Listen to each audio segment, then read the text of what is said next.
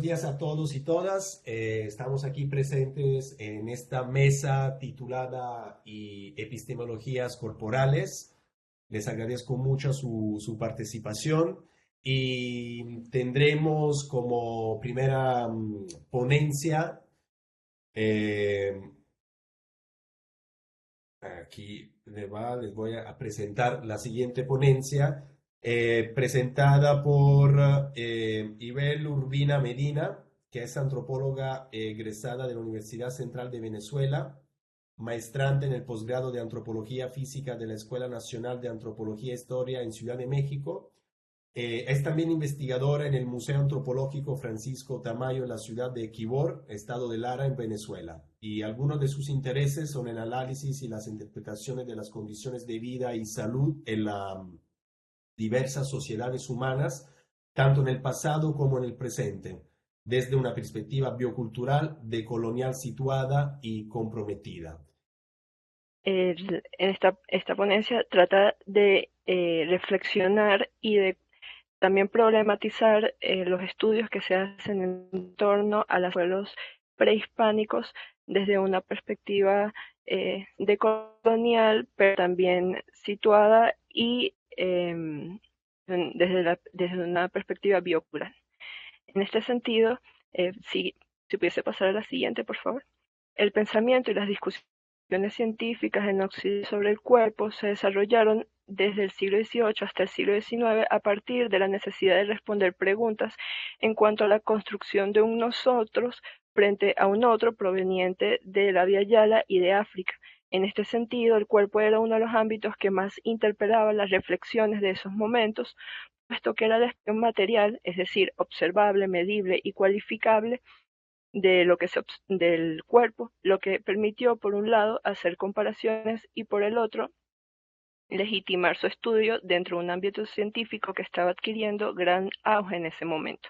En el imaginario colectivo de las élites europeas, la preocupación y el interés en cuanto a la identidad, a la diferenciación con los y las otras, era recurrente y permeaba las discusiones y abordajes filosóficos y científicos que se desarrollaban, específicamente con la fundamentación de una supuesta superioridad moral, social y biológica. En el siglo XVIII hubo una proliferación de producción literaria, de aumento de circulación de los registros de los viajes en los territorios colonizados, informes de misioneros, tratados de esclavos libres y esclavas libres, entre otros, con fines científicos. En este sentido, hubo una capitalización de la expansión imperial para dejar y registrar todo lo que fuera posible dentro de los territorios colonizados. Y finalmente, la extracción y movilización de colecciones materiales y personas de estos territorios hacia Europa. Todos estos factores posibilitaron el desarrollo de métodos y técnicas para diversas disciplinas, lo que implicó el auge de la ciencia como medio por excelencia para la producción de conocimiento, para entender el mundo y explicarlo. Esto conllevó a la construcción y la consolidación del concepto de raza, por un lado, como centro central dentro de los estudios de la biología humana y la historia natural de las naciones europeas y de las cuales las posteriores naciones americanas y africanas fueron heredadas. En torno a esta categoría se gestaron múltiples discusiones sobre cómo definirlas, clasificarlas y valorarlas, muchas de las que todavía se conservan hasta el sol de hoy en día. Siguiente, por favor. En este sentido, el paradigma biomédico como un constructo epistemológico para entender el cuerpo humano se sostuvo a través de la elaboración de un cuerpo normal, entiéndase hombre caucásico, empleado como referencia, presentándose como un modelo universalista y así discriminar entre lo normal y lo patológico. En este sentido, había que poder describir de manera detallada y objetiva las características morfológicas de estos, desarrollándose el paradigma que José Luis Vera define como anátomo funcional, el cual consistió en la materialización de un cuerpo diseccionado y fragmentado, donde la relación forma-función era la premisa central. Esta concepción ha tenido repercusiones de distintas maneras en muchas disciplinas, pero dentro de las ciencias de la salud es particularmente constitutiva. Por un lado, promovió la consolidación de la anatomía y la fisonomía comparada como técnicas por excelencia, y por el otro, reforzó la idea de que las patologías se encontraban en ciertas partes del cuerpo, lo que a su vez llevó a las especializaciones dentro de la medicina moderna.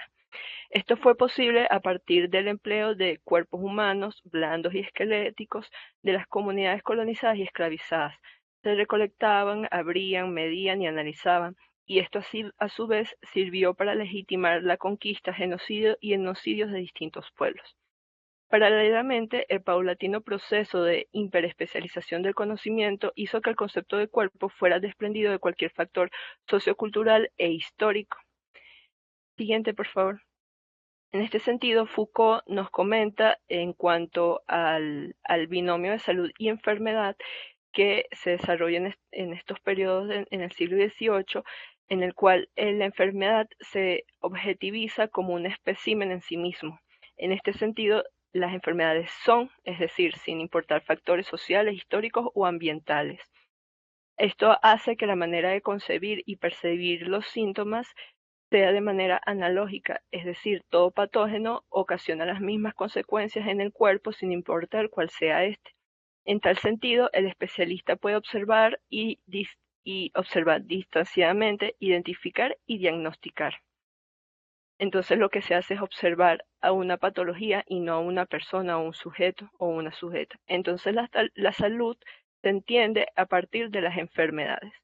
Por otro lado, se pensaba que las personas o grupos más silvestres se podían observar los patógenos en su estado primitivo, así que estudiando pueblos salvajes podría hallarse la respuesta a las enfermedades que en ese momento estaban atacando a las civilizaciones occidentales. Así que cuando empieza a ser un problema para Europa es cuando empieza a haber una necesidad de darle respuesta. Consecuentemente, en la medida en que las estructuras de los Estados-naciones se consolidaban, se empezó a institucionalizar la medicina, y una medicina que debía ser, además, fundamentada científicamente por la academia. La proliferación de epidemias, debido al hacinamiento, la insalubridad, el contacto y el intercambio entre diversas geografías, se convirtió en un foco de debate importante. Por lo tanto, había que generar estándares de salubridad y adecuar las condiciones de vida de la sociedad, tanto en la cotidianidad como en la extraordinariedad. Estos estándares se construyeron a partir de un modelo de cuerpo, que es el hombre caucásico europeo, y un modelo de vida ideal. Además, implicó la intromisión del Estado a los aspectos privados de la vida de la sociedad, lo cual tenía sus implicaciones y contradicciones tanto étnicas, de género, de clase y de raza. Por lo tanto, la interacción de las naciones europeas con las colonias fue fundamental para toda una construcción de modos de ver, de ser y de ver el mundo. Por ejemplo, Osborne argumenta que el desarrollo de la medicina francesa se da gracias a los centros navales, debido a su cualidad natural de puertos de información de personas y de mercancías. Por otro lado, Fanon explica cómo el pensamiento biomédico en torno a la moral y la subjetividad fue una punta de lanza que legitimó la represión y control y violencia contra las colonias africanas, a partir de la concepción anatomo-funcional de que el cuerpo representaba capacidades cognitivas y sociales de las personas.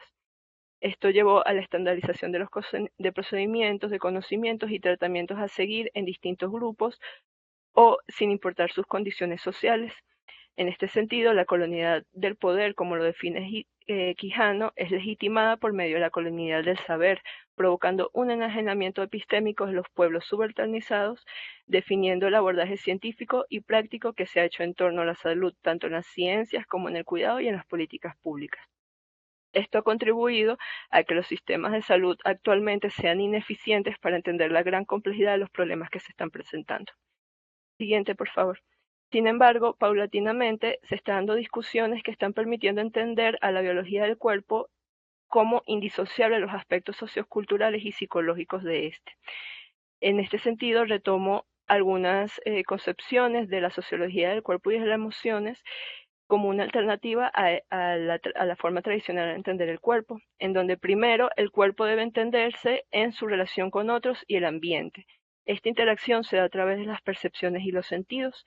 El cuerpo se sostiene a partir de nutrientes y energía que necesita el sistema neurofisiológico para mantener procesos vitales y modelar las potencialidades que cuenta la persona para ser y estar en el mundo.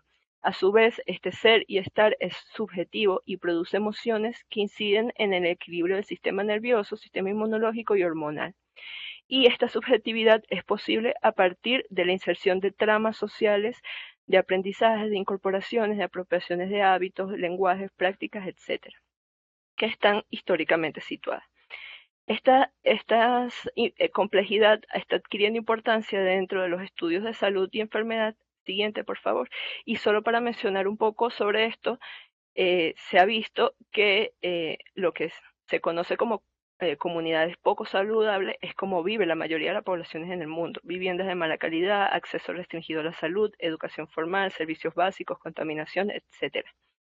La desigualdad en la salud en los grupos minorizados no están predeterminados por factores genéticos, sino que son respuestas fisiológicas a una gama compleja de mecanismos de discriminación que son históricas.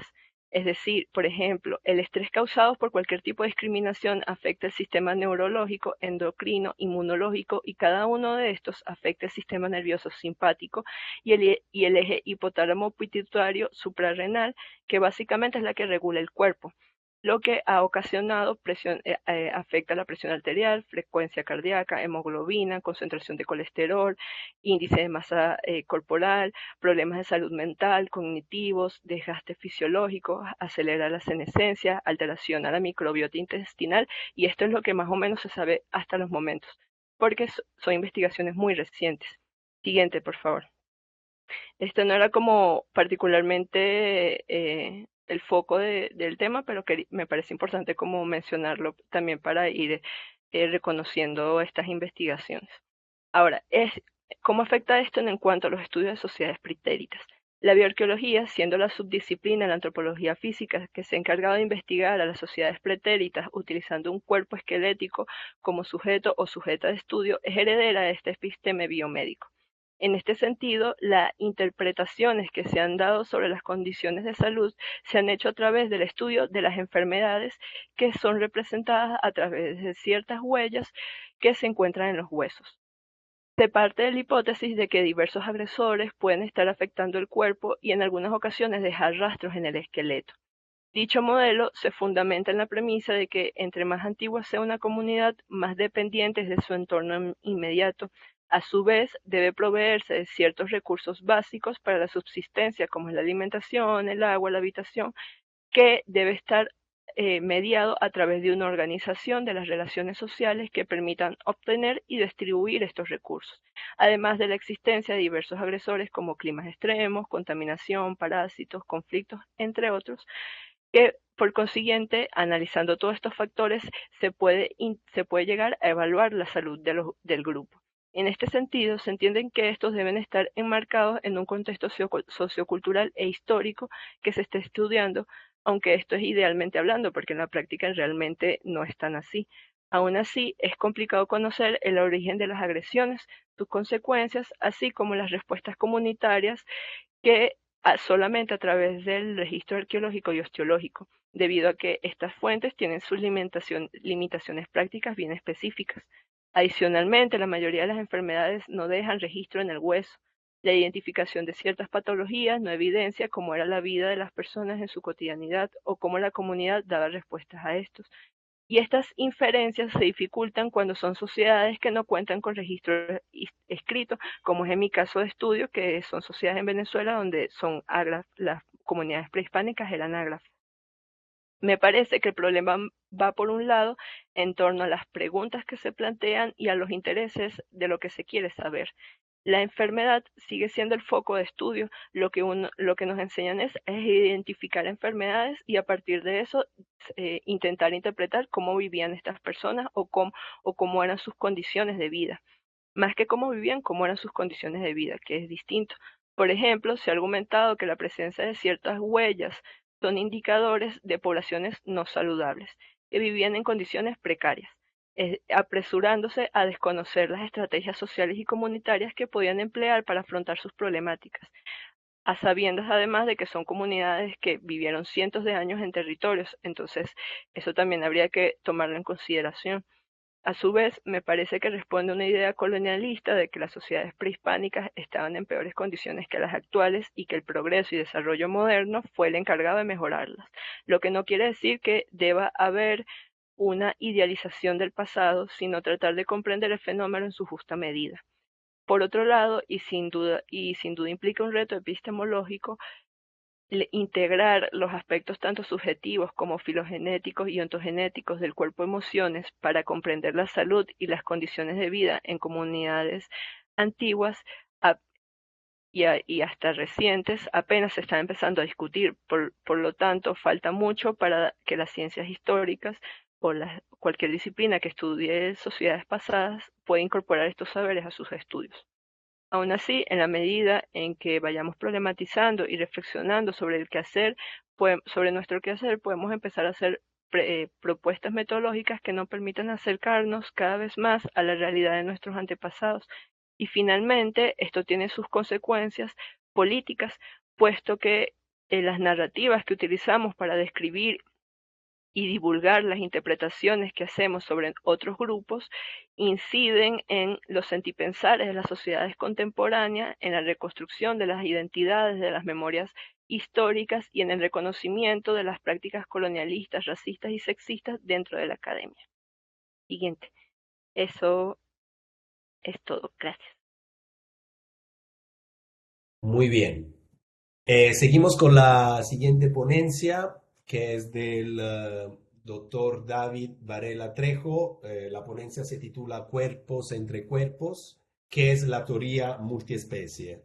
El doctor David Varela Trejo es justamente doctor en antropología por parte de la Universidad Nacional Autónoma de México. Es profesor de asignatura en la licenciatura en etnohistoria de la Escuela Nacional de Antropología e Historia. Sus intereses se enfocan en las relaciones humano-animal, humano-plantas, los estudios críticos animales, las corporalidades más que humanas y la creatividad multiespecies. Bienvenido, doctor. Le recuerdo los 15 minutos que tiene de tiempo para la exposición y si tiene alguna diapositivas para subirlas, adelante. Listo, ya está. No sé si se ve mi pantalla. Se ve gris de momento. Ahí Ahora está. sí. Ok, Muy muy bien. bien. Bueno, muchas gracias. Sin más preámbulo, voy a dar inicio a la sesión, a la presentación. En principio yo le había titulado como le amablemente presentaron, sin embargo decidí hacer un cambio de último momento y titular Cuerpos entre cuerpos, el enfoque multiespecie en la producción de conocimiento. Sí, y lo primero que me gustaría señalar es pues lo que yo estoy entendiendo o desde donde yo estoy conectando lo multiespecie con las corporalidades, ¿sí? Y para ello, pues en un primer lugar me voy a referir al pensamiento de Spinoza. Sí, en particular me interesa pensar con Spinoza los cuerpos y luego de ahí conectar propiamente con el enfoque multiespecie. Sí, lo primero que me gustaría señalar a propósito de Spinoza es las potencias de obrar, ¿no? Y con las potencias de obrar, lo que Spinoza nos quiere señalar son estas capacidades o poderes que tienen los seres humanos y no humanos para actuar de determinada manera de acuerdo a su naturaleza. ¿Sí? Por lo tanto, estas potencias de obrar, ¿sí? Estas capacidades o poderes para actuar en el mundo, para desenvolvernos en él, deben de ser estudiadas, ya que al entenderlas podemos generar proyectos para aumentar esas potencias y en ese sentido, según Spinoza, vivir más felices. Es decir, ciertos acuerpamientos, ciertas configuraciones corporales, ciertos ensambles entre cuerpos, producirían estados más o menos felicitantes. ¿Sí? Entonces, eso es lo primero que me gustaría señalar. Las capacidades o poderes para actuar según la naturaleza son estas potencias de obrar. Por lo tanto, pues el cuerpo, según Spinoza, es sinótico, es decir, está compuesto de otros cuerpos a nivel micro y a nivel macro. ¿Sí? Yo, en realidad, pues qué tanto soy un individuo, si dentro de mí pues habitan otros cuerpos más pequeños, hacia adentro y hacia afuera, pues yo soy un cuerpo que a su vez comprende un cuerpo más grande que es el cuerpo de la Ciudad de México, y luego el cuerpo que es un Estado-nación, y así nos vamos, ¿sí? Entonces eso sería una primera cuestión a propósito del cuerpo. La segunda es que el cuerpo es dinámico, es decir, que el cuerpo tiene poderes, el cuerpo es potente y el cuerpo tiene energías, ¿sí? Energías que serían más, es decir, que el cuerpo tiene la capacidad de afectar y ser afectado, gracias o debido a este dinamismo. Y por ello, la posibilidad de desplegar la vida o de inhibirla, ¿no? Ciertos acuerpamientos tenderían a inhibir la vida, ¿sí? Y otros acuerpamientos tenderían a potenciarla, ¿vale? Por lo tanto,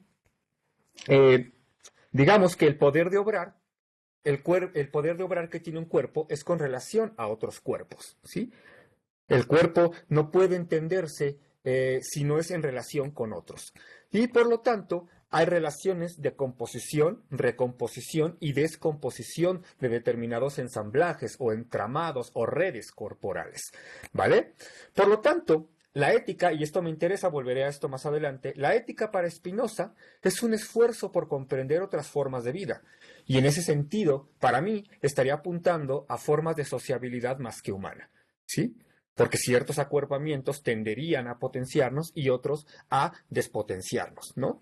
Me parece muy pertinente pensar en esto a propósito de los paradigmas epistemológicos que han orientado o han servido como directriz para las ciencias antropológicas históricamente, pues porque esta famosísima frase de Spinoza, nadie sabe lo que puede un cuerpo, ¿sí? Y en ese sentido, las maneras en las que un cuerpo puede relacionarse con otros, ¿sí? Si no tenemos una clara certeza, pues entonces el cuerpo puede desenvolverse de diversas maneras, ¿sí? Y esto me importa especialmente porque el paradigma central, el paradigma reinante de la antropología, yo diría todavía al día de hoy, es profundamente insular.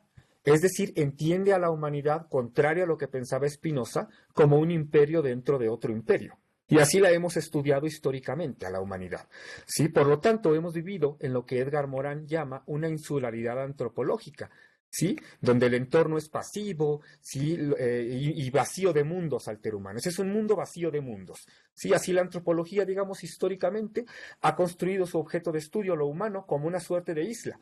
Una isla que en apariencia se encuentra desconectada de todo lo que la rodea, ¿sí? Por eso es un imperio dentro de otro imperio, cuya oposición reinante o lo que edifica este imperio dentro de la naturaleza, pues no es otra cosa que la cultura, ¿sí? La cultura como un paradigma, como una superación de la naturaleza, que se vuelve marco conceptual que dirigió y dirige todavía en buena medida el pensamiento antropológico.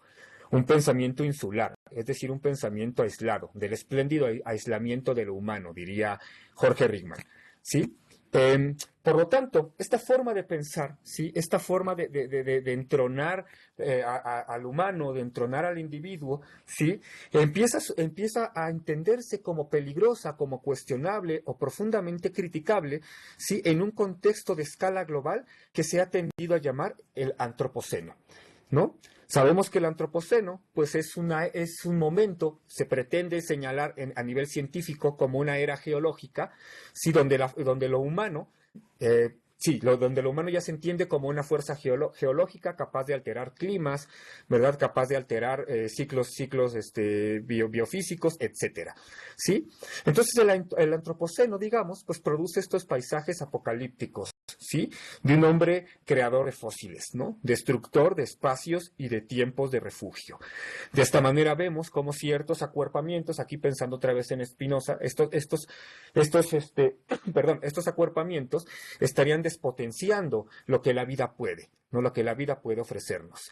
Desde una raigambre más cultural, es decir, el antropoceno ha sido fuertemente criticado, ¿sí? En primer lugar, debido a que mete en un mismo costal, o como diría Ailton Krenak, mete en una licuadora a toda la humanidad, ¿sí? Y la hace democráticamente responsable de un estado muy particular del globo, ¿no? Que responde a una crisis civilizatoria y demás, ¿no? Y de ahí que tenga sentido pensar en términos de capitaloceno, ¿sí? Un concepto acuñado por Jason Moore y por Andreas Malm, que pretende señalar no a la humanidad toda como una fuerza geológica, sino más bien al capitalismo industrial como la fuerza verdadera, digamos, la fuerza verdadera, que ha puesto el planeta en un estado de crisis permanente, ¿sí? En un estado de crisis continua. ¿Sí? Algo que Donna Haraway señala como los paisajes del carbono de unos cuantos, ¿sí?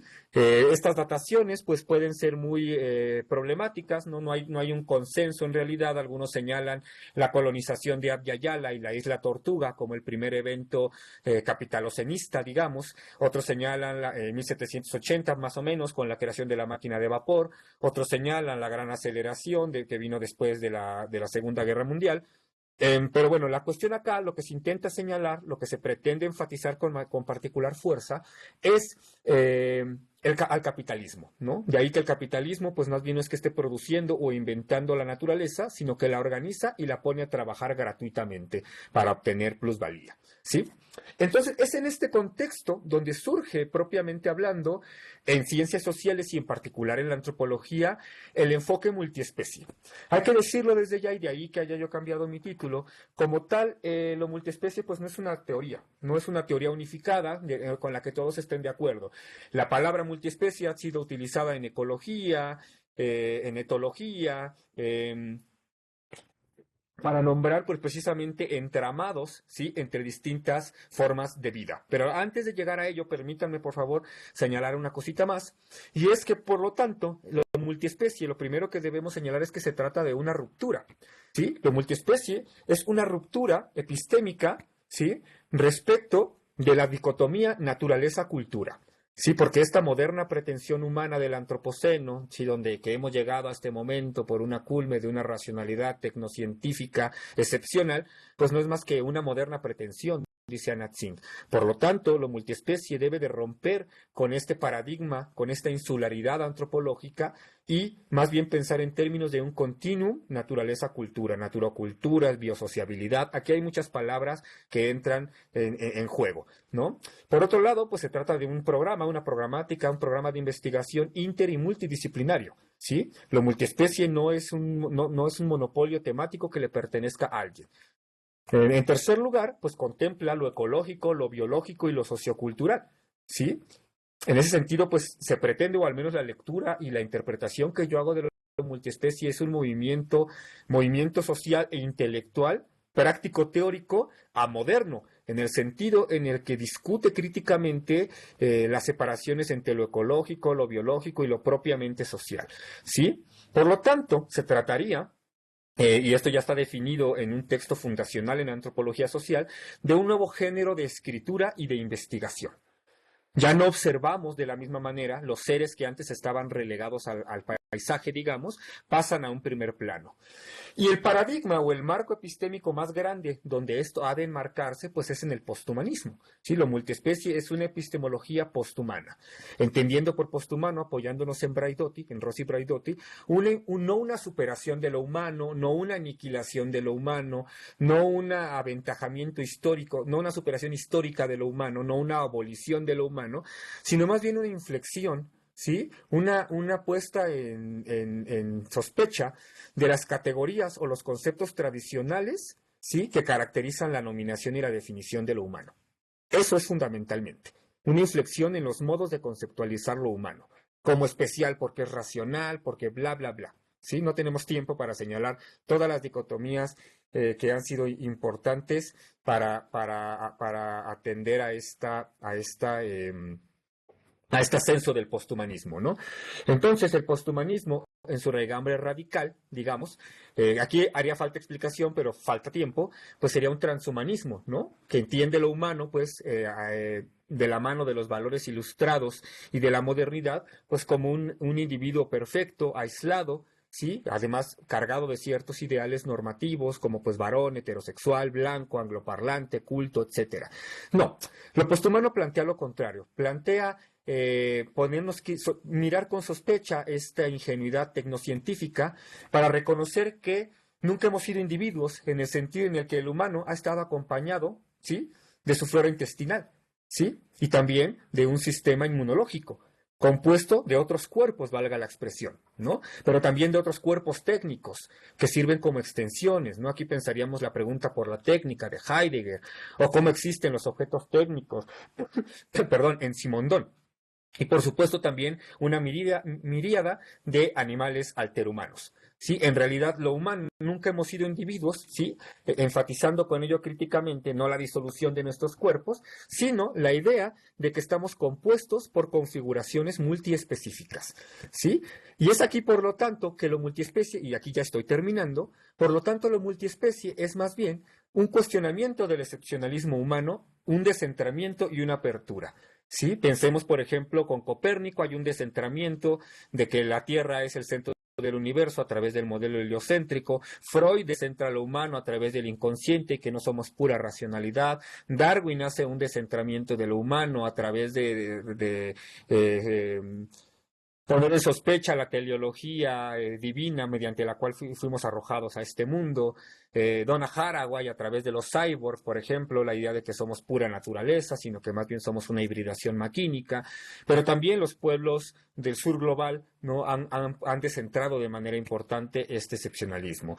En segundo lugar, pues se trata de otro concepto de especie y de materia. No es el concepto marxista de materialismo, y el concepto de especie es más bien un punto de partida, ¿sí? Las taxonomías no son identidades, son puntos de partida para iniciar averiguaciones, indagaciones a propósito, pues, de las relacionalidades que constituyen este mundo, ¿no? Por lo tanto, lo multiespecie tiene un énfasis en la relacionalidad como la lógica que articula, como el centro de sistematicidad. Es decir, los seres no preexistimos a nuestras relaciones, ¿no? Sino que somos producto de acuerpamientos significativos. Y lo que le da sentido al mundo, según esta perspectiva, son las relaciones.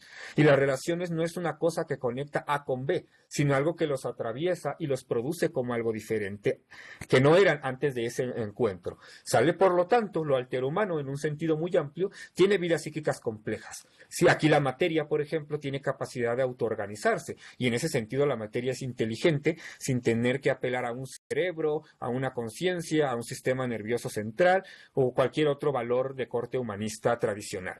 ¿Sí? En último lugar, y esto es algo que yo considero muy importante, se trata de un compromiso situado con compromisos materiales con el sufrimiento. Dado el contexto climático y ambiental en el que nos encontramos, yo asumo que una manera importante de encarar un mundo multiespecífico pues es a través de entrecruzar con los estudios críticos animales, es decir, perspectivas abiertamente contraespecistas, antiespecistas, animalistas, ¿sí? Que abonen a una comprensión, es decir, menos humanista o menos humana del mundo, ¿no? Y en ese sentido, pensarlo multiespecie en clave de una teoría crítica y descolonial. ¿Por qué? Porque lo multiespecie, como otros tantos conceptos, es producto del norte global, particularmente del mundo anglosajón. De manera que tenemos que posicionarnos críticamente a propósito de imposiciones epistémicas, colonizaciones epistémicas o del saber, como ya mencionaba la compañera en la sesión pasada, una colonización del saber producto de una importación acrítica de sus conceptos. Y ya para terminar, con esto cierro, con esto termino, lo multiespecie se pregunta sobre todo por el cómo de las especies, por el cómo del mundo, antes que el por qué. Y el cómo es más relacional que un por qué que atienda a individuos aislados y completos y terminados y que se hacen a sí mismos. Por lo tanto, demanda descripciones críticas no conformes con el mundo tal cual es y regímenes de atención, porque claro, tenemos que descentrar la vista y ejercitar otras artes perceptivas para captar un mundo cuya sociabilidad excede lo humano. Y con esto me despido. Muchas gracias. Excelente, doctor Varela. Muchísimas gracias por esa muy interesante aportación y presentación. Seguramente habrá cuestiones y preguntas después que terminamos esta mesa, así que seguimos ya con la siguiente presentación. Creo que ya pueden ver las diapositivas, o sea, la siguiente ponencia es a cargo de la doctora Kenia Berenice Ortiz Cadena y el maestro Iván Humberto Borbón Muñoz. El título es Transiciones epistémicas hacia la construcción de nuevos referentes teóricos metodológicos disidentes. La doctora Kenia Ortiz Cadena es doctora en Ciencias Sociales y obtuvo su máster en Estudios Interculturales. Es profesora investigadora en la Universidad de Guadalajara y forma parte del Sistema Nacional de Investigadores Nivel 1.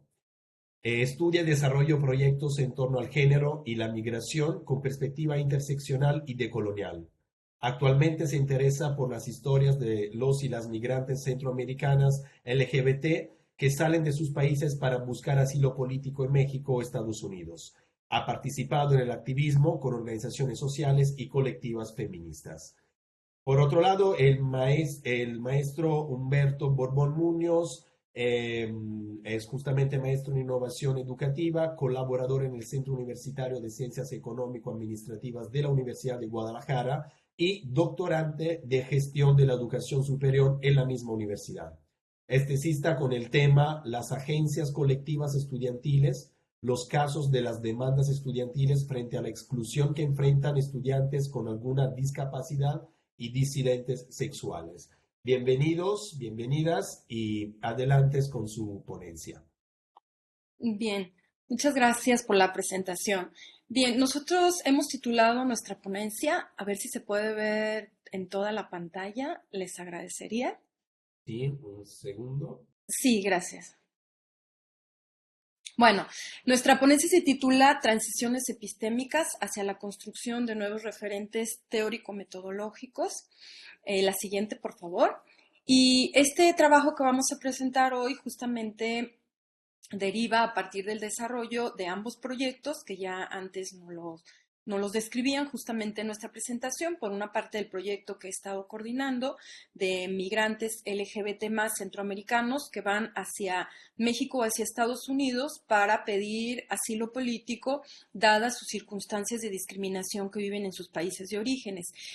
Y por otra parte, también del proyecto Agencias Colectivas Estudiantiles de Corporeidades Disidentes, desarrollado por Iván, que lo que trata es mostrar todas aquellas resistencias que se construyen desde el estudiantado con corporeidades disidentes, específicamente también de estudiantes disidentes sexuales y de aquellas que tienen alguna discapacidad dentro del sistema educativo superior.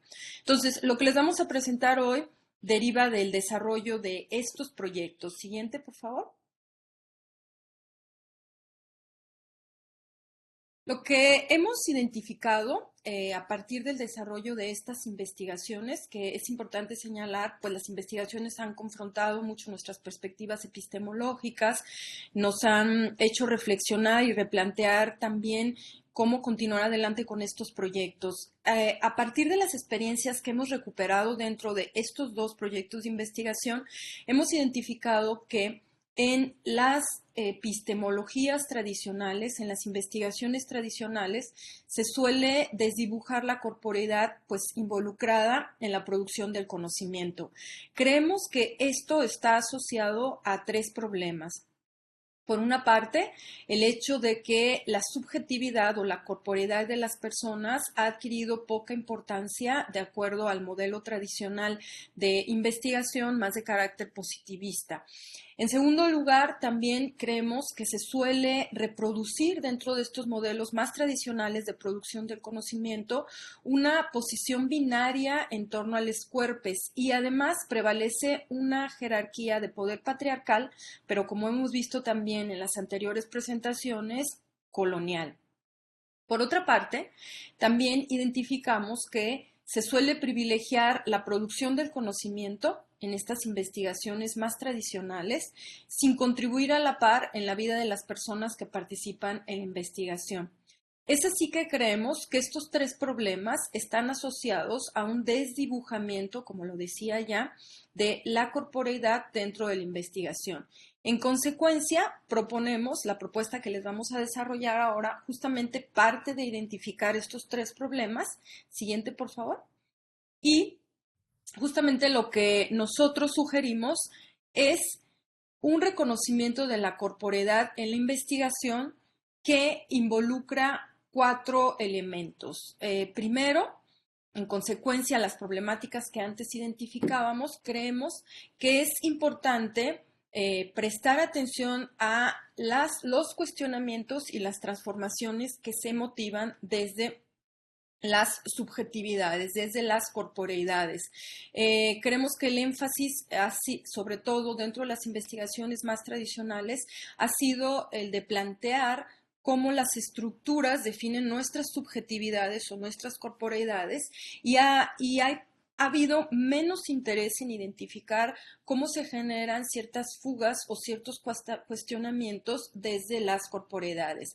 Es así que nosotros planteamos como un punto para superar las limitantes que antes señalábamos desde un punto de vista epistemológico. En segundo lugar, creemos, por lo tanto, que también es necesario cuestionar las categorías binarias que prevalecen en la producción académica. Estas categorías están asociadas a un sistema heteronormado que sigue prevaleciendo dentro de una episteme hegemónica dentro de la producción del conocimiento en el campo de las ciencias sociales y las humanidades.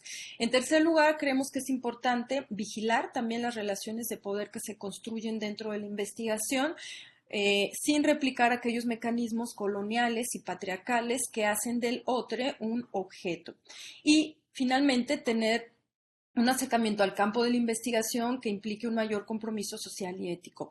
Vamos a permitirnos explicar de manera más detallada cada una de estas perspectivas. Voy a explicar yo la primera de ellas. Iván explicará las siguientes. La siguiente lámina, por favor. Bien, quisiera señalar algunos de los referentes teóricos que han sido importantes para desarrollar nuestra propuesta. Hemos recurrido al feminismo decolonial, al feminismo lésbico, al transfeminismo y a la teoría queer para, a partir de los planteamientos que estas teorías sostienen, pues estructurar nuestra propuesta epistemológica basada en los 4 puntos que ya antes señalaba. Vamos a explicar cómo cada una de estas aportaciones teóricas pues se vincula con estos 4 puntos que indicaba anteriormente. La siguiente, por favor. Bien, tenemos en el primer caso, el primer punto que nos interesa mostrar en nuestras investigaciones es justamente las transformaciones que se construyen desde las subjetividades, desde las corporeidades, y hacer evidente cómo la piel y la corporeidad en sí misma y su manera como se experimenta esta corporeidad, particularmente lo vemos desde las experiencias de las disidencias sexuales y de las personas que tienen alguna discapacidad, pues implica el cuestionamiento de los sistemas, específicamente de los sistemas heteronormados y capacitistas, e implica al mismo momento en el que se hace un cuestionamiento a estos sistemas heteronormados y capacitistas, también una transformación, un cuestionamiento que es un acto de transformación, también de resistencia, como lo señala Lugones. Y bueno, aquí retomamos las aportaciones justamente de Lugones, que nos habla de la importancia de reconocer estas resistencias como puntos de inflexión para estos, dentro de estos sistemas, ¿no? Es así que a nosotros nos interesa pues hacer un giro epistemológico en donde lo que nos interesa mostrar son justamente los procesos sociales o de manera mucho más específica y orientada con la ponencia del día de hoy, mostrar pues las rupturas que se construyen desde las corporeidades y en una constante transformación. Y no continuar viendo formas estructurales de vida que no son dinámicas, sino que a nosotros nos interesa más posicionarnos en la transformación, en el cuestionamiento, en espacios de liminalidad o umbrales, como son descritos umbrales por Lugones. Liminalidad, como sabemos, es un concepto desarrollado por Victor Turner como un espacio de contraestructura, un espacio en donde justamente por ser un no espacio, por estar fuera de la estructura, permite la crítica a esta estructura. Es así que nosotros epistemológicamente creemos que es importante ponernos justamente en estos no espacios, en estos espacios de liminalidad, que lo que tienden a mostrar son más bien las transformaciones, las rupturas, los cambios, los cuestionamientos y no así las regularidades en términos sociales. Esto nos implica también ver, por supuesto, lo que Lugones denomina como un silogismo práctico, el pensamiento cómo es llevado a la acción, puesto que finalmente plantear estos resquebrajamientos pues implica también reposicionar las acciones desde la corporeidad con un sentido distinto y, como lo decía antes, con un sentido de contraestructura. También retomamos el término de praxis de resistencia de Paul Preciado, quien justamente habla de la importancia de cómo tomar las armas de la opresión, pero convertirlas en instrumentos de resistencia. Y bueno, la siguiente dejaría a Iván para que continúe explicando. Gracias. Bueno, en la siguiente, digamos, dimensión que estamos posicionando como una forma de abordaje distinto desde esta transición a epistemologías que tomen en cuenta las corporeidades, estamos planteando cuestionar las categorías binarias que prevalecen en la producción académica. Esto debido a que pues las metodologías tradicionales desdibujan el cuerpo desde y sobre todo, o con mayor fuerza, en aquello que no se centra en las matrices de opresión que usualmente están marcadas o que están fuertemente marcadas por estas categorías binarias. En este sentido, recogemos pues los aportes de la teoría queer como instrumento importante para la ruptura de los binarismos rígidos entre hombre y mujer, y en los que usualmente se suelen dividir los estudios, sobre todo aquellos que son más cuantitativos, que marcan estas diferencias y que no consideran la gran diversidad que existe en cuanto a posibles géneros en este sentido, ¿no? Y utilizamos en su lugar lentes epistémicos contrasexuales, que esto lo recogemos también de Paul Preciado, que nos separen de las concepciones hegemónicas acerca del cuerpo y de la corporeidad. Intentamos divorciarnos de estas posturas en las que se trata de posicionar a los cuerpos como de distintos niveles o de distintas categorías en el sentido del nivel que tiene de opresión una junto a la otra, ¿no? En el género lo planteamos como una construcción hegemónica muy parecido a lo que sucede con la clase social o la raza, ¿no? Prácticamente invenciones que se construyen para medirnos y después justificar las opresiones, ¿no? Pero en ese mismo sentido, estas especies de jaulas son espacios de donde nos podemos fugar. Entonces, las fugas es un punto importante para nosotros en estas epistemologías que estamos reflexionando. El siguiente punto es que reflexionamos la teoría queer desde un posicionamiento como el pensamiento queer que nos permita cuestionar otras categorías como la raza, la clase, la diversidad funcional, para repensar aquello que se designa como hegemónicamente extraño o abyecto, planteando la necesidad de repensar estas construcciones que se hacen hegemónicamente desde una postura de aquello que se aleja más de los ideales que se han construido socialmente, ¿no? Y en ese sentido nosotros vemos un gran potencial desde las perspectivas del transfeminismo que nos permiten una rica denuncia de los sistemas de crueldad o de las crueldades del sistema, ya que, como se menciona en estos artículos, sobre todo con Guerrero McManus, nos dice que aunque las opresiones existen en el resto de los sistemas de opresión o en el resto de los elementos de un sistema de opresión, se caracterizan en el caso del transfeminismo, hace una denuncia de sistemas de mayor crueldad.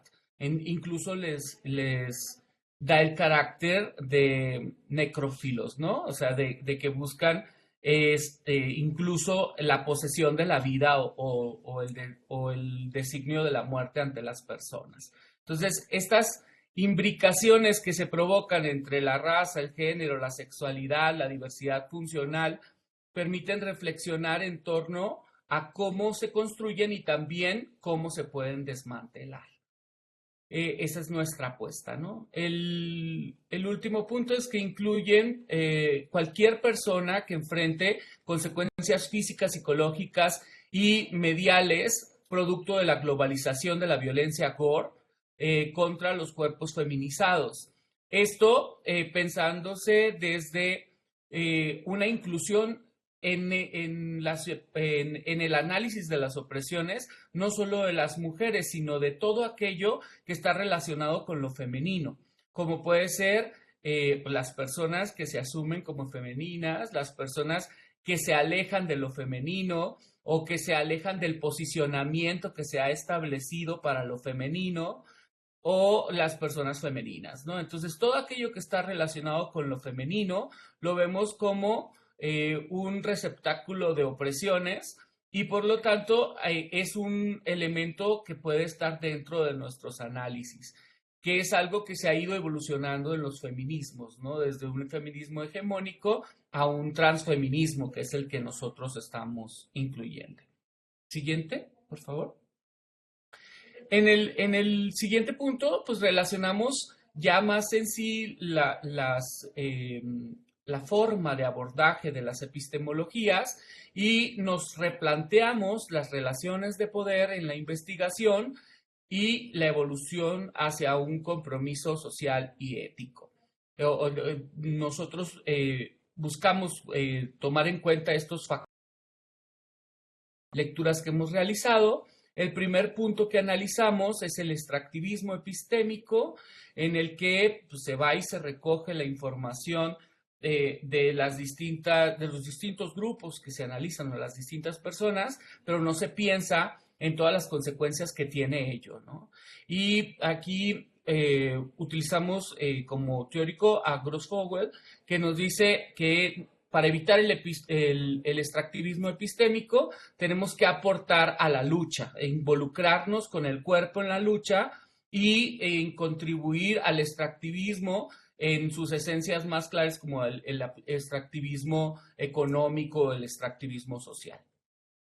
También involucrar las voces de los actores desde primera mano. Esto es algo que sacamos de Ochi Curiel, en donde nos dice que el posicionamiento desde la opresión genera reflexiones que serían imposibles conseguir desde esta postura encarnada. Y por lo tanto, tenemos que irnos hasta las vivencias en primera mano y en primera voz.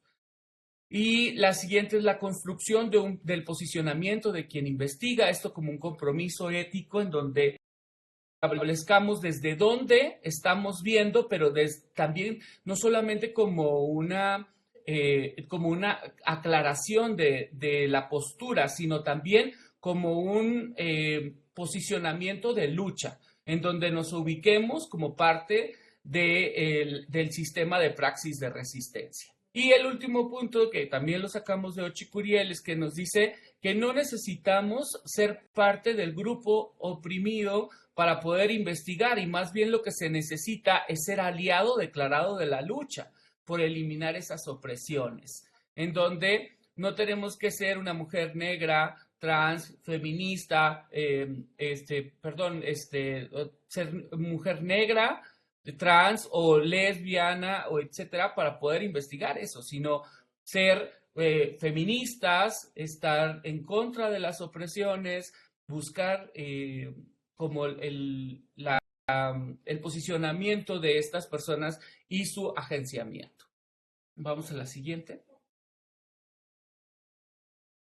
Y como conclusiones, pues hemos ubicado la necesidad de construir relaciones más horizontales, basadas en la reciprocidad, pero también en el compromiso social y ético, en donde no solamente realicemos estas idas a conseguir información, entonces esto hace cambios en nuestra forma de relacionarnos, ¿no? Ya no como un investigador e informantes, sino como colaboradores en una lucha común que vincula lo académico y la investigación. También una vigilancia de nuestras prácticas, evitando ejercer relaciones de poder verticales o desequilibrios desde nuestro privilegio que provocan extractivismo epistémico. Esto porque usualmente pues tenemos desde nuestros posicionamientos un privilegio que nos permite precisamente realizar estos procesos de investigación, pero que también nos puede cegar ante ciertos procesos extractivistas. Poner en el centro aquello que se designa hegemónicamente como extraño y abyecto por estar fuera de la matriz binaria. Aquí esto que se generaba como rechazado, es ubicarlo en el centro y reconocer su potencial de subjetivación, todo lo que nos permite para generar agencias, para generar otras significaciones, ¿no? Entonces se pone al centro lo que se rechazaba. Y finalmente pensar a los sujetos como personas llenas de potencial de subsistencia, de agenciamiento para resistir mientras son oprimides y generar significaciones profundas y poderosas, así como transformar sus ideas en acciones. O sea, es reconocer todo el potencial de transformación desde estas personas, ¿no? Muchas gracias. Ahí están las referencias por si las quieren tomar. Muy bien, muchísimas gracias por su presentación, de verdad muy interesante, seguro habrá preguntas en la sesión final y vamos a seguir, me dan unos segundos de paciencia para organizar la siguiente exposición.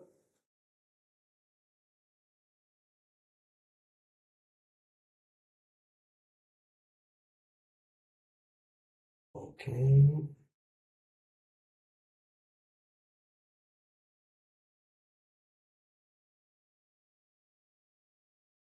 Muy bien, creo que ya pueden ver la siguiente exposición. Va a ser la última de esta mesa. El título es La autoetnografía en el trabajo de campo, la producción del conocimiento de las corporalidades disidentes. La ponencia está a cargo de Edith Villavicencio Castañeda, que es coordinadora del grupo de trabajo Corporalidades Disidentes y Fugas, doctora en Ciencias Sociales, maestras en Estudios para la Paz y el Desarrollo. Es especialista en género, violencia y políticas públicas. Cuenta con más de 10 años de experiencia de docencia. Ha colaborado en instituciones gubernamentales y en organizaciones civiles. Sus líneas de interés son disidencias sexuales, feminismos, corporalidades, sociología de las emociones y perspectivas críticas en la salud mental. Bienvenida. La otra ponente que la acompaña es Tania Alejandra Ordóñez Caballero, maestra en tecnologías para el aprendizaje por la Universidad de Guadalajara y estudiante de doctorado en educación en la misma casa de estudios. Cuenta con 14 años de experiencia de docencia y ha colaborado con el Cuerpo Académico de Cuerpo, Movilidad e Instituciones UDG y la Asociación Civil FM4 Paso Libre. Sus temas de interés son migración, LGBTQ y formación docentes. Adelante. Bueno, muchas gracias. Primeramente, vamos a la siguiente. Ok. Se propone la autoetnografía como objetivo de esta ponencia como un método valioso para el estudio de las corporalidades disidentes frente a las metodologías tradicionales, binarias y cis heteronormativas, que además se sustentan desde un paradigma cartesiano donde mente y cuerpo están disasociados en la producción del conocimiento. Se comparten además las experiencias en el trabajo de campo y las reflexiones surgidas, derivadas a partir de la utilización de la autoetnografía en las investigaciones previas. Siguiente.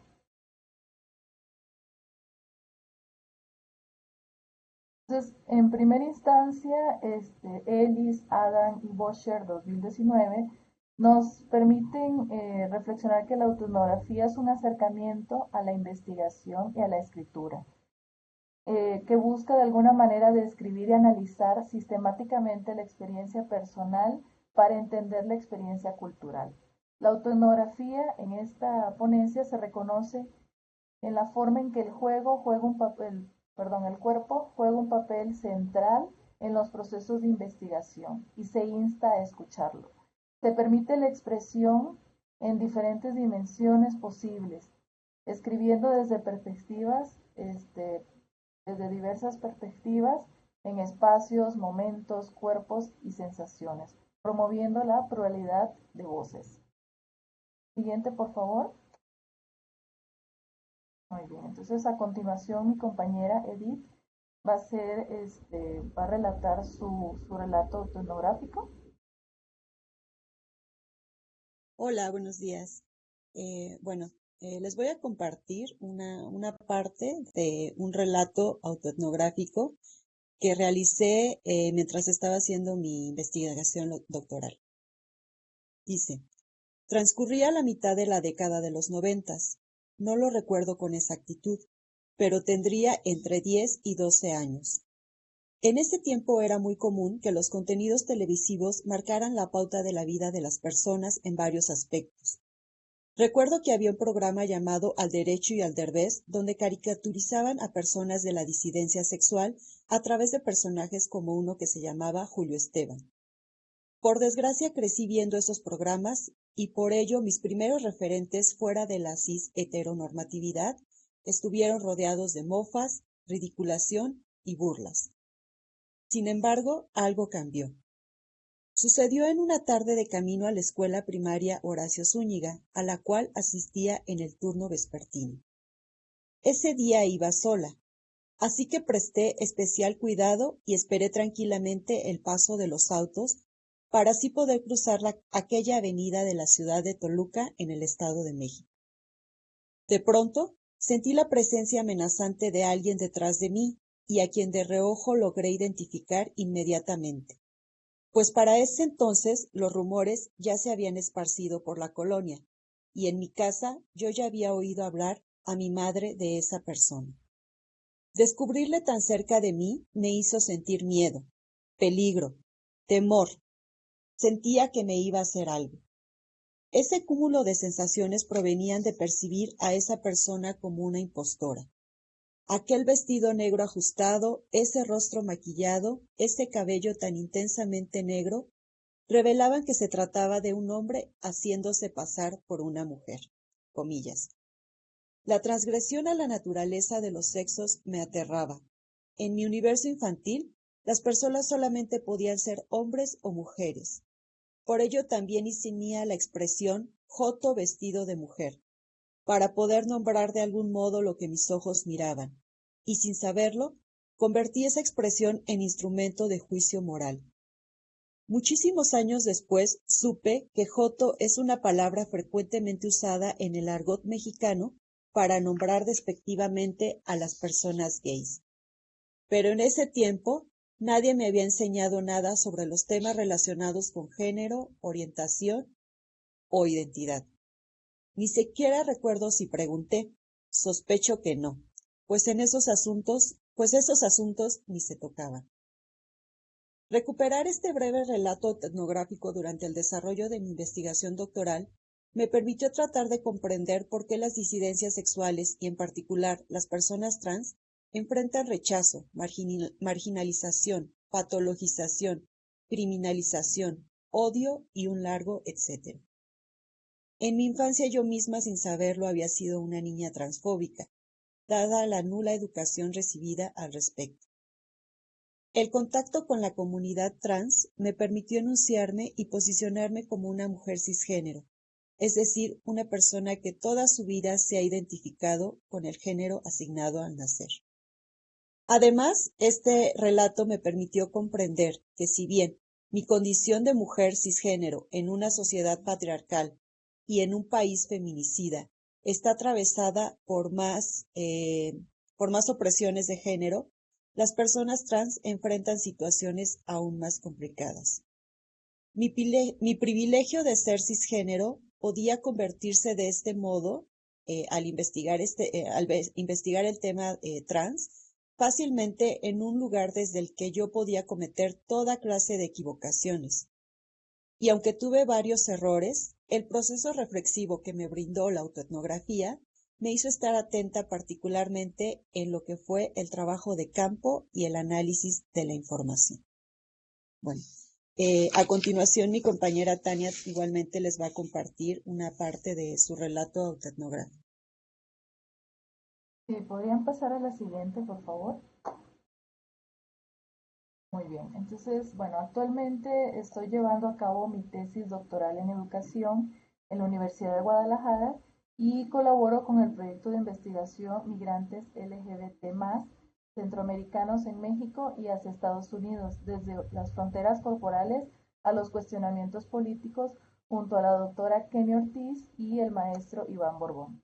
Desde el año 2020 he participado en este proyecto, lo que me ha llevado a visitar distintos estados de la República para presentar ponencias y realizar trabajo de campo.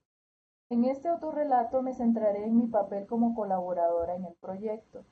En esta experiencia me ha llevado a profundizar y reflexionar sobre mi propia identidad y la influencia que tiene en la dinámica de la investigación, así como la construcción del conocimiento colectivo.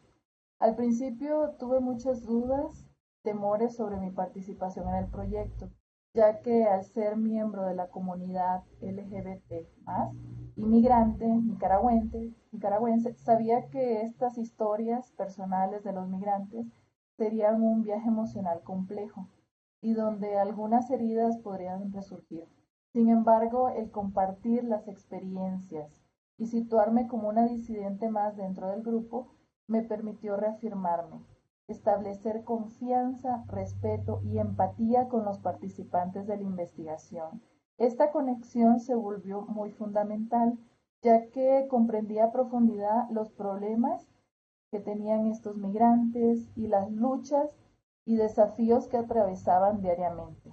Se creó un ambiente menos invasivo y un poquito más propicio a la colaboración, especialmente debido a pues todas estas vivencias que son propias de los centroamericanos, como por ejemplo la discriminación que sufre la comunidad en sus países de origen, la violencia generalizada por las pandillas, los gobiernos totalitarios, etcétera.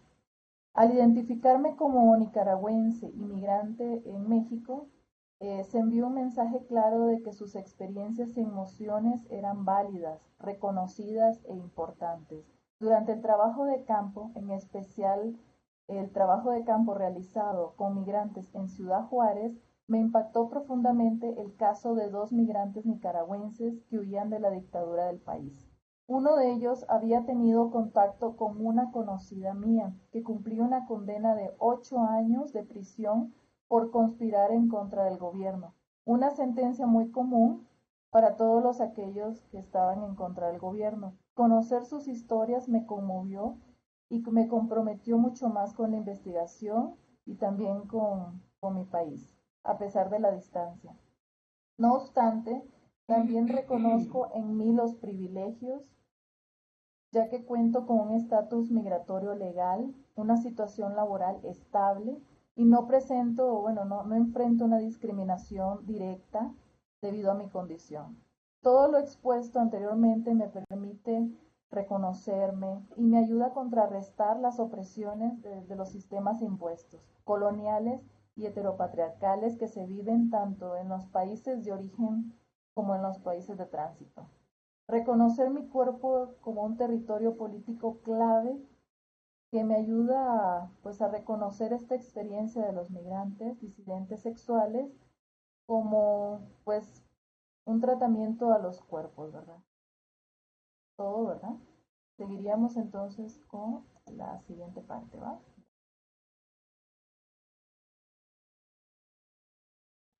Bueno, pues a partir de los pequeños extractos de los relatos autoetnográficos que hemos realizado, mi compañera Tania y yo, encontramos algunas similitudes, experiencias que nos dejó pues tomar en cuenta la autoetnografía durante nuestros procesos de investigación.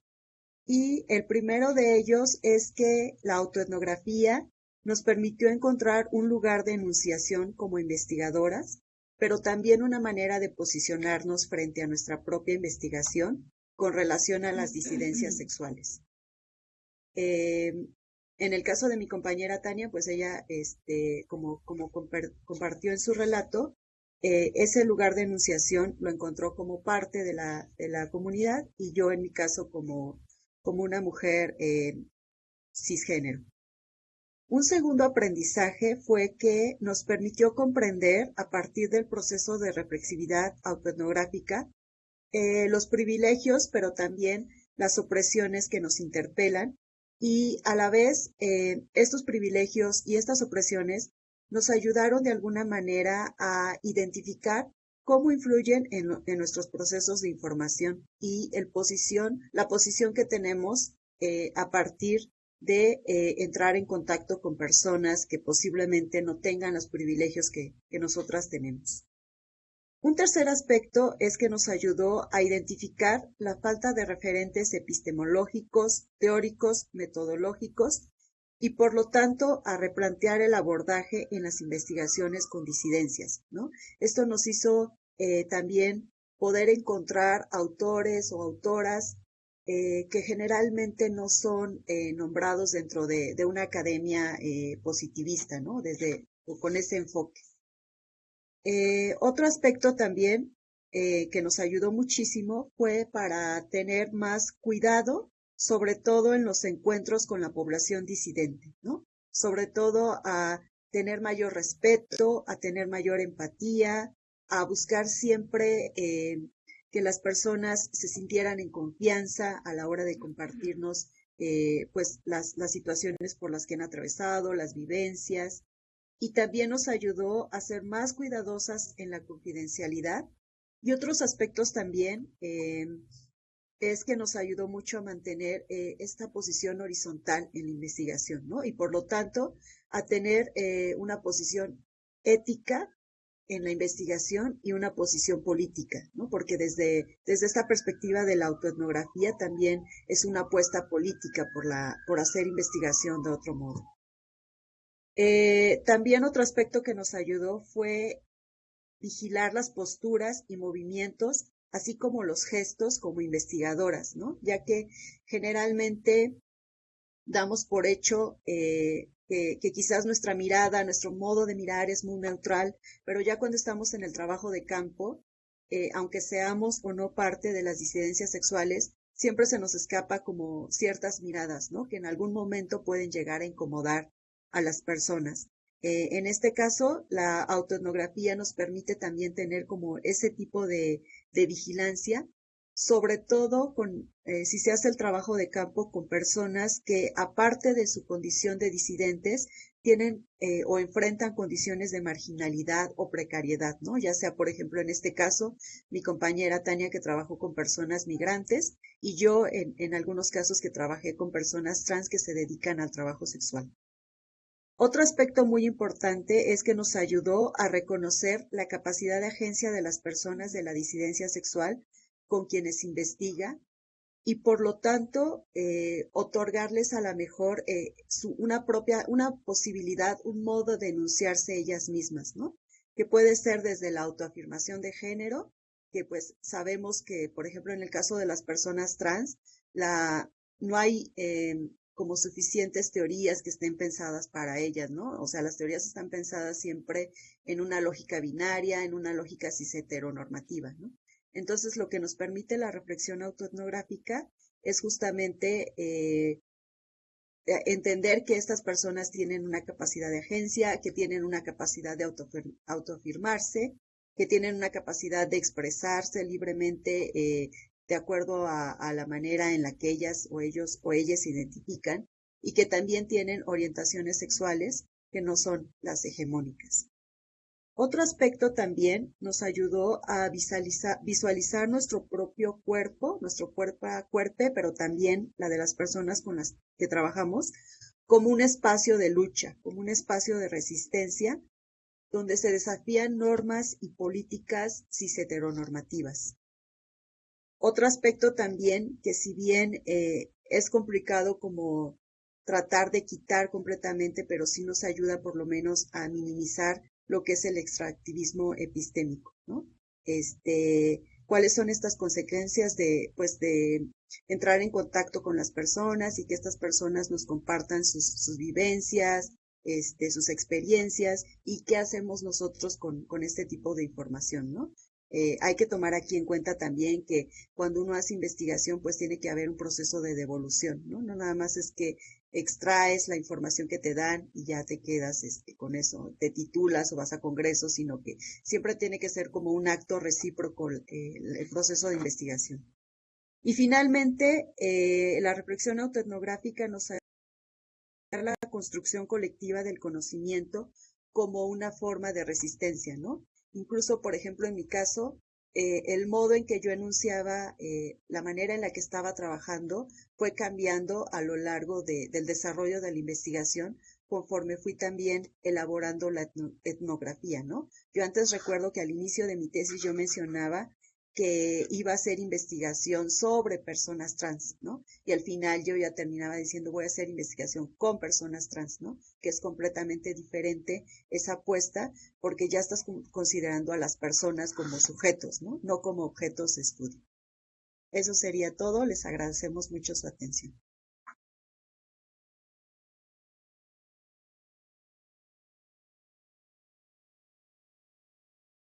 Muy bien. Muchísimas gracias, Tania Edith, por la presentación.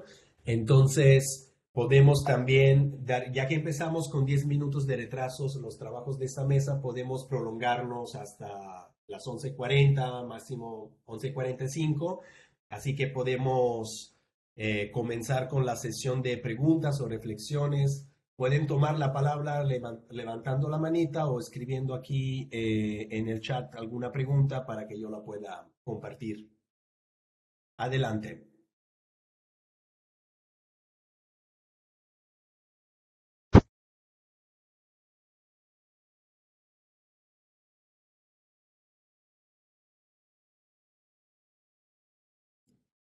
No sé, no sé dónde se levanta la manita aquí, Pero, pero pero, adelante, Iván.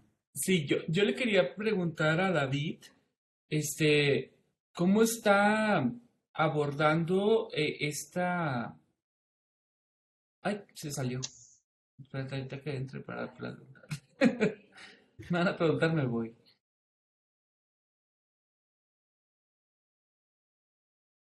Creo que hay otra pregunta en el chat para Tania y para Edith. A lo mejor se podría abordar esta pregunta, ¿no?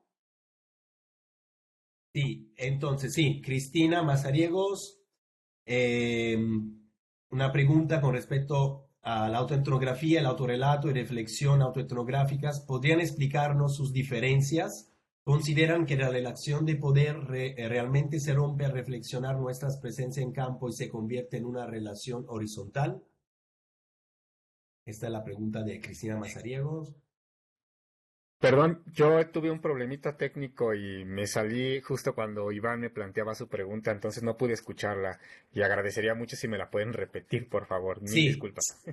le No, no seguimos no la ahora. dije. Vamos a contestar una que está en el Contestar chat. esa Ahorita y te luego pregunto. retomamos la pregunta de Iván. Súper. Adelante, quien quiera contestar la pregunta de Cristina, por favor.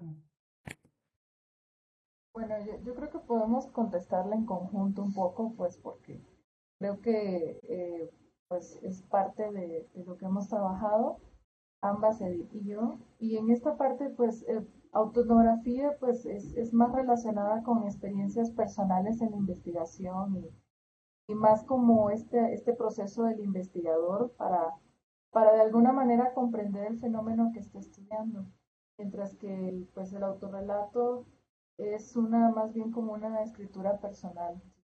Yo como, bueno, a menos que Edith también tenga una postura un poco distinta, el autorrelato pues es esta reflexión que no necesariamente está enmarcada tal vez en una investigación, y pues la autoetnografía sí tiene que ver mucho como este tocarse el pulso uno como investigador y cómo te interfiere el proceso que estás llevando durante la investigación. Y también en la parte de esta relación de poder, si efectivamente se rompe al reflexionar sobre nuestra presencia en el campo y se convierte en una relación horizontal, pues yo creo que es algo muy complejo. Efectivamente estamos atravesados también por ciertos privilegios que hacen un poco más complejo el no tener una visión de alguna manera, pues vista por un paradigma, ¿verdad? Pero sí efectivamente con la autoetnografía se pretende pues estar consciente de ello, ¿verdad? Consciente y muy aterrizado. Bueno, eso es por mi parte. Edith, no sé si quieras también incluir algo. Sí, bueno, la autoetnografía, bueno, no necesariamente estaría como enmarcada en un proceso de investigación, pero bueno, pueden hacer personas autoetnografía de alguna vivencia que hayan tenido, ¿no? Y no necesariamente necesitan estar haciendo investigación. Pero la diferencia de la autoetnografía es que siempre está contextualizada, ¿no? Siempre toma en cuenta aspectos políticos, económicos, sociales. O sea, la autoetnografía se enmarca siempre en un contexto cultural y el autorrelato no necesariamente. Esa sería como la diferencia. Y también se puede hacer autoetnografía como más extensa, pero también se pueden hacer como relatos autoetnográficos, que es lo que nosotros les compartimos. Son un poco más cortos y pueden ser también extractos de un proceso autoetnográfico mucho más extenso, ¿no? Incluso ya hay tesis, ya hay artículos en los cuales el método de investigación, la metodología en sí es la autoetnografía, ¿no? Y no hay como otro tipo de apoyo metodológico.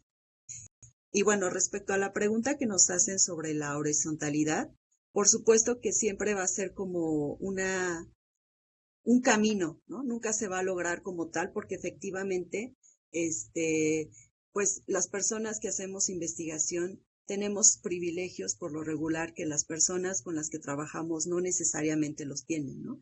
Aparte que estamos respaldadas por instituciones universitarias o tenemos becas, o sea, siempre va a haber como estas diferencias, pero creo que es un buen punto comenzar a hacer conciencia de estas diferencias, ¿no? O sea, al menos darnos cuenta de estas desigualdades que hay y tratar en la medida de lo posible de disminuirlas o por lo menos que estas desigualdades no terminen convirtiéndose en violencias o en opresiones que podamos ejercer hacia las personas con las que trabajamos. O sea, por eso es importante siempre tener como esta vigilancia, ¿no? Constantemente. Quizás nunca lo logremos, pero creo que en la medida en la que vayamos siendo conscientes de nuestras condiciones y de las condiciones de las personas con las que trabajamos, podemos disminuir.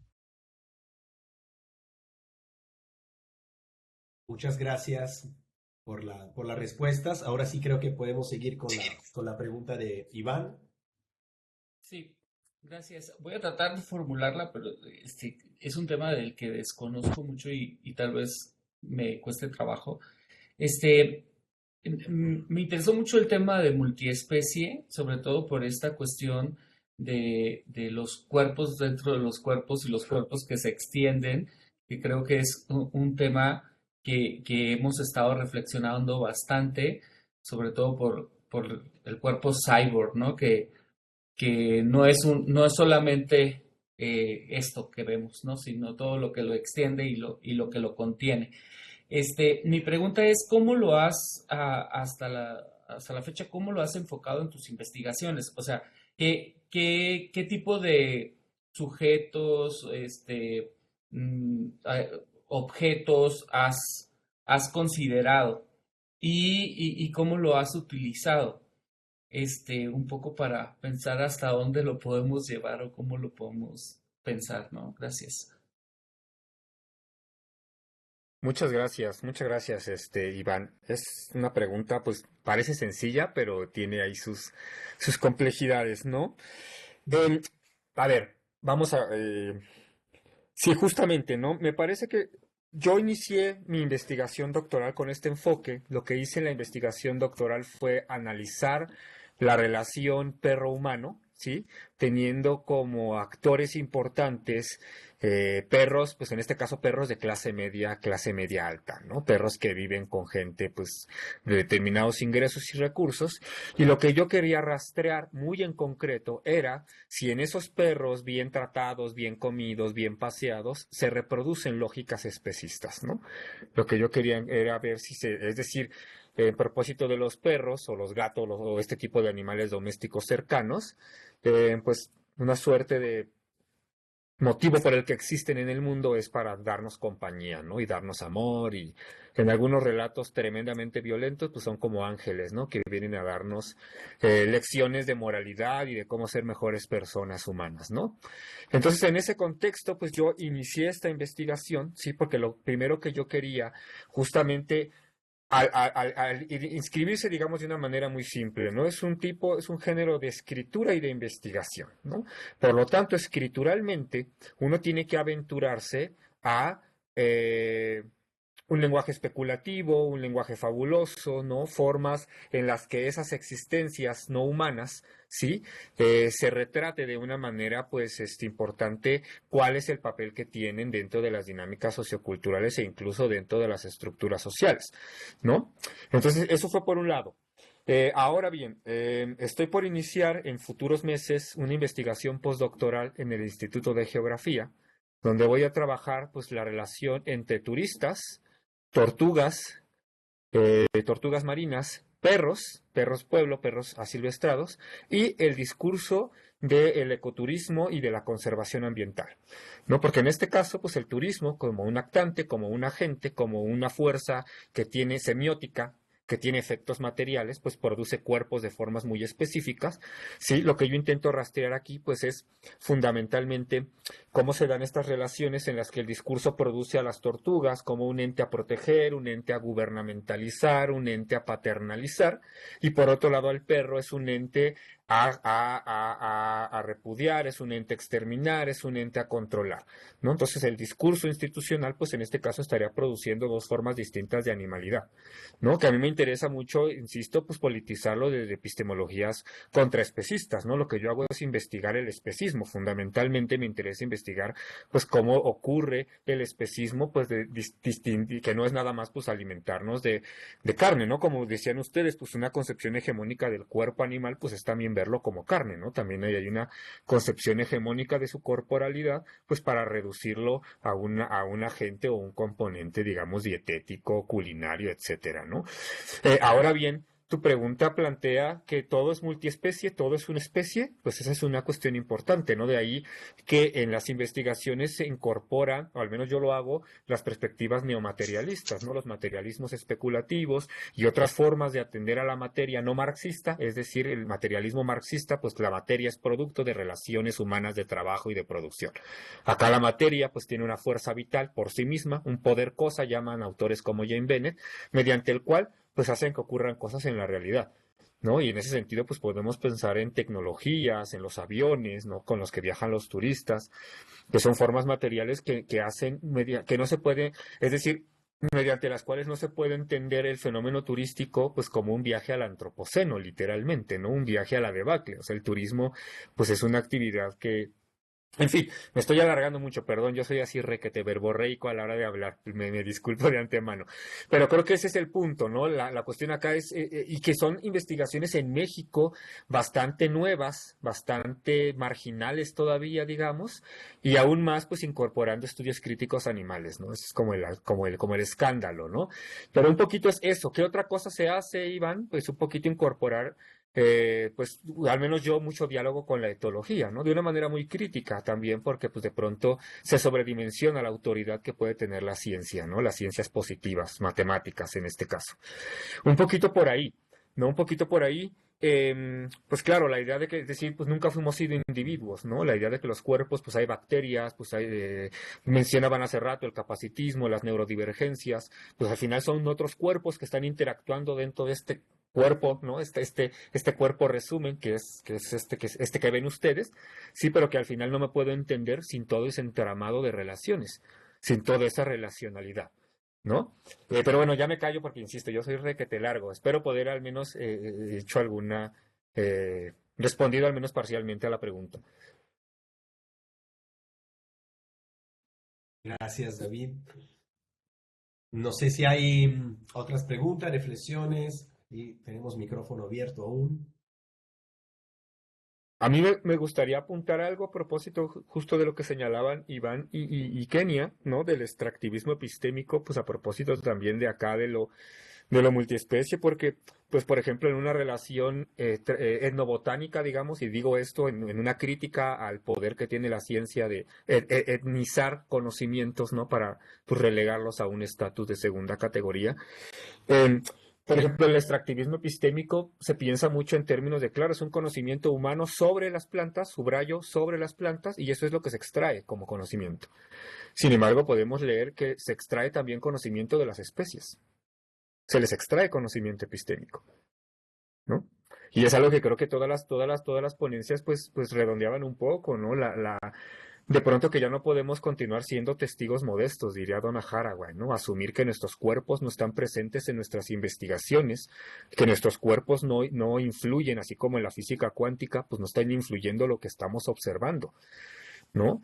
Yo creo que de pronto la autonografía, como decían nuestras compañeras, pues es esto, no es una toma de pronto me dice, bueno, es que es un poco tautológico, pues siempre estoy ahí, claro, pero la autonografía es decir, es que hay cuerpo, ¿no? El etnógrafo tiene cuerpo, ¿no? No es un ente ahí desencarnado que está mirando una realidad que además pretendidamente objetiva, que pues la objetividad es más ideología que otra cosa, ¿no? La idea, la creencia en que pues podemos mirar el mundo objetivamente. Yo creo que la mesa fue muy política en ese sentido y yo estoy muy contento por ello, ¿no? Tuvo mucha impronta política en muchos sentidos. Sí, y retomando este discurso de la autoetnografía, solo quiero leer la respuesta de Cristina, que no se puede conectar con micrófono y video, o sea, con respecto a la respuesta que le dieron Edith y Tania, y dice que, pues según ellas, no podemos reducir la etnografía como algo meramente descriptivo cuando a partir de ella construir teoría.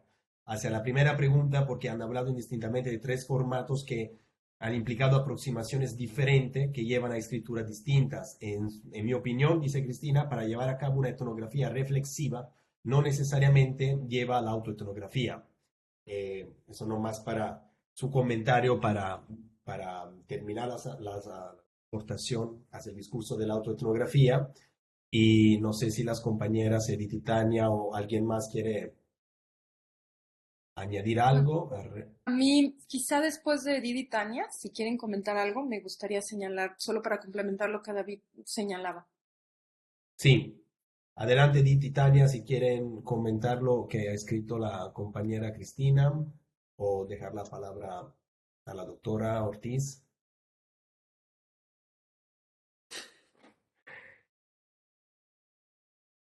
Bueno, quizá puedo irlo comentando y Sí, adelante, a lo adelante mejor mientras doctora. ella se estructura, ¿no? La respuesta. Bueno, la verdad es que habría que señalar que al menos así es como estamos nosotros identificándonos en el proyecto de investigación, particularmente en el caso de los migrantes LGBT, ¿no?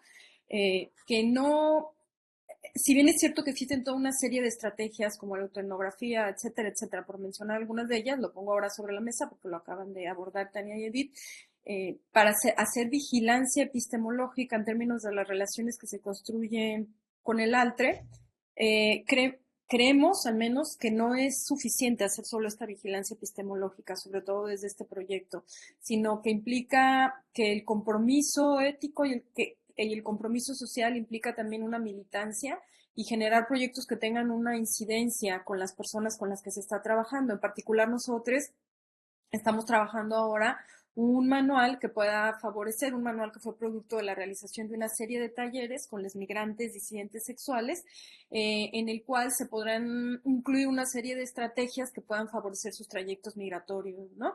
Entonces, creemos que este extractivismo está muy asociado con el hecho de explícitamente hacer las investigaciones, después ir y presentar nuestras ponencias como lo estamos haciendo ahora, y escribir nuestros artículos, pero luego no regresar al campo, a ese lugar donde todos los días se libran las batallas, ¿no?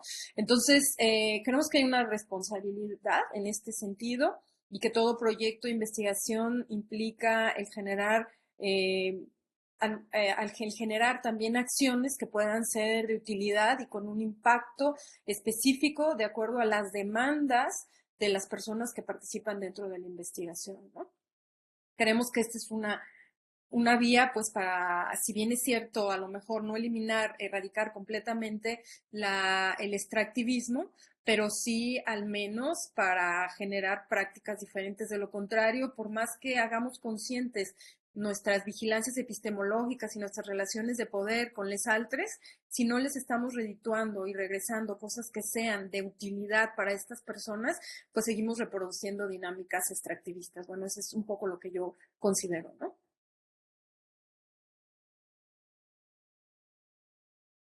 Sí, definitivamente, doctora. Y no sé, Tania, Edith, si quieren aportar algo o tomar la palabra. O bueno, no sé, Edith, Bueno, sí. habíamos comentado que no nos quedaba como muy claro el comentario, pero sí queríamos mencionar que efectivamente la autoetnografía y la etnografía son metodologías diferentes, ¿no? O sea, el modo de proceder es diferente y no necesariamente un trabajo etnográfico lleva a un trabajo autoetnográfico. Entonces, sí queremos enfatizar en esa parte que no es lo mismo, son procesos completamente distintos. Ok. Sí, yo también quería agregar algo que sí, específicamente, bueno, también lo han abordado ahorita la doctora Kenia, de que sí esta parte de la retribución y tener como esta vigilancia, pero además de la vigilancia, pues esta retribución consiste en algo fundamental también para efectivamente, pues replantearse muchas cosas, pero además de eso, devolver un poco de ciertas pues, cuestiones que se tienen que trabajar. Nada más era esto y referente al comentario, pues sí nos costó un poco interpretarlo, pero creo que lo que nos está hablando ella es contribuyendo un poco también, ¿verdad? A lo de la autonografía. Si me permiten, yo también quisiera hacer una pregunta o una reflexión abierta, digamos, para David. Me interesó mucho la cuestión de la multiespecie y quería preguntarte si desde tu planteamiento relacional, sobre todo ahora de que nos hablaste de tu próximo proyecto postdoctoral, si has tomado en cuenta, digamos, el perspectivismo, por ejemplo, en el sentido de que hoy en día las implicaciones políticas que tiene sobre todo algunos lugares definidos como patrimonios bioculturales, se trata de espacios que justamente son disputados por diferentes agentes y diferentes especies, ¿no? Desde la antropología siempre estamos acostumbrados a dar agencia a algún cuerpo que quizá no es visible o no es visible para todos, eh, pero también sabes que desde el perspectivismo no se trata de dar agencia, sino de reconocer que algunos lugares, sobre todo naturales, tienes su agencia. Y hoy en día hay muchos o varios, digamos, debates, sobre todo de esta disputa política de territorios que son disputados por varios actores, agentes entre el indigenismo, el turismo o las especies endémicas que se encuentran, incluso recursos naturales. Quería saber cuál es tu postura y cómo lo aterrizas al respecto. Muchas gracias. Voy a contestar regresándome un poquito a lo último que comentaban la doctora Kenia y por acá Tania y Edith. Iniciaría respondiendo así. Yo, me parece, después de un ejercicio de autocrítica importante, que milito desde un espacio comprendido dentro de la teoría crítica, ¿no?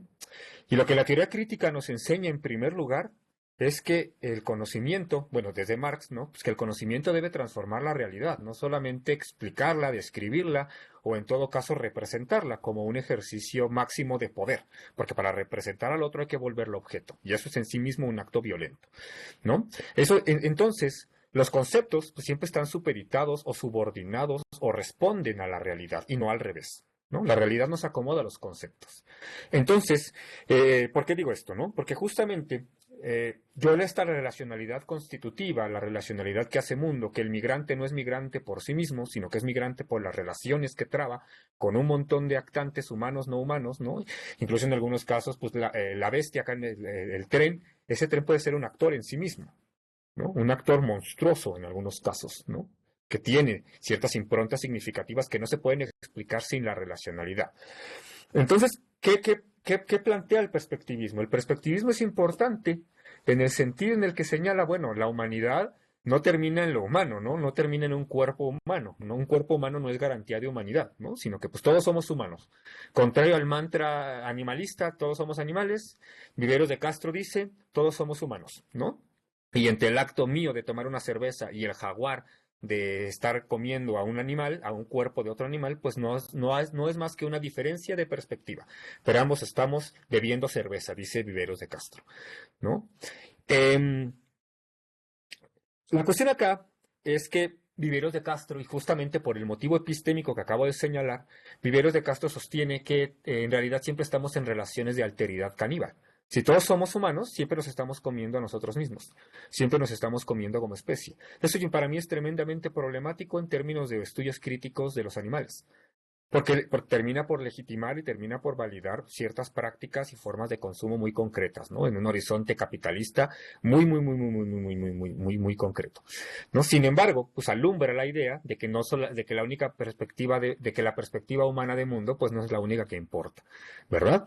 Y entonces, en ese sentido, pues sí que nos arroja luz sobre las disputas territoriales, las disputas ontológicas, y yo me atrevo a decir las disputas culturales que hay entre distintos tipos de seres.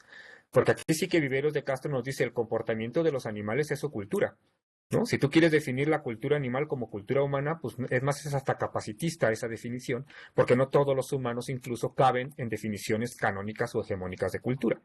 Por ejemplo, que tengan que ver con el lenguaje, por ejemplo, pues no todos los seres humanos somos hablantes. Y en ese sentido, o sea, habría sesgos capacitistas bueno, el especismo es inherentemente capacitista, ¿no? Por sí mismo. Es una cuestión de capacidad, por lo que los animales tienen o no determinada participación política. Y ahí me voy a lo segundo que comentas, la agencia.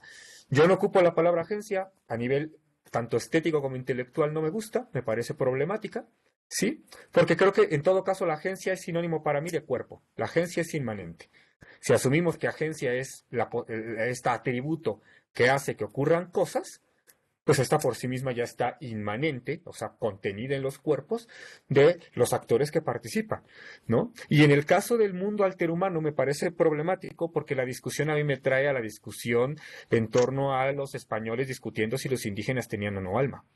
Me parece una discusión que raya en sí una forma de soberanía humana mediante la cual a ciertas especies les vamos o no a asignar agencia, ¿no? Tendenciosamente porque tienen determinadas características, sobre todo cognitivas, que se parecen a las nuestras, ¿no? Entonces sí que son agentes cuando hablamos de chimpancés y tal, pero otros más chiquitos o una piedra, híjole, ahí ya nos vamos metiendo en estos problemas, ¿no?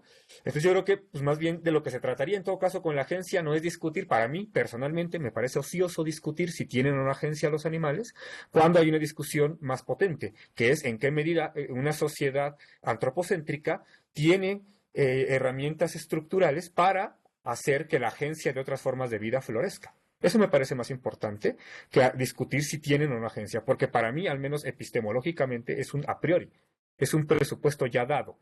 Desde mi perspectiva, los animales, las plantas, las piedras tienen agencia, sí, sin lugar a duda, ¿no? Porque claro, lo que aquí estamos debatiendo, pues es la metafísica occidental. División sujeto-objeto, hombre-mujer, naturaleza-cultura, técnica-sociedad, y ya esto me lleva a lo último.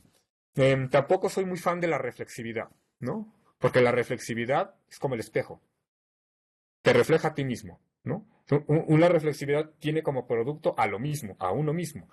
Me adhiero más a lo que dice Haraway, pensemos en términos difractivos, de difracción, ¿no? La difracción, pues cuando es las ondas de la luz, por ejemplo, al chocar con otros cuerpos, cambian las ondas y producen diferencias.